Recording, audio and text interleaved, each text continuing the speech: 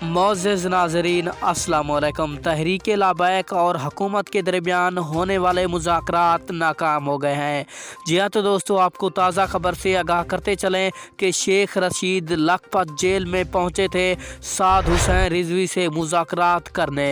तो आपको बताते चले साद हुसैन रिजवी ने साफ साफ इनकार कर दिया है। तो आइए जानते हैं मुकम्मल तफसील, साद हुसैन रिजवी ने आखिरकार हुकूमत से मुज़ाकरात क्यों नहीं किए। तो सबसे पहले आपने वीडियो को लाइक करके चैनल को सब्सक्राइब करना है ताकि आपको तमाम तरह वीडियोस का नोटिफिकेशन सबसे पहले मिलता रहे।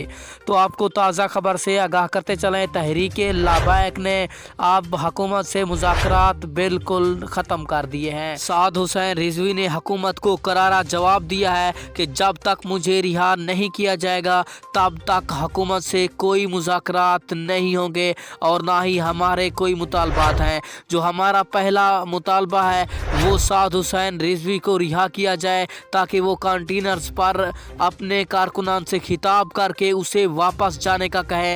अगर हुकूमत साद हुसैन रिजवी को रिहा नहीं करती तो मुज़ाकरात नहीं होंगे।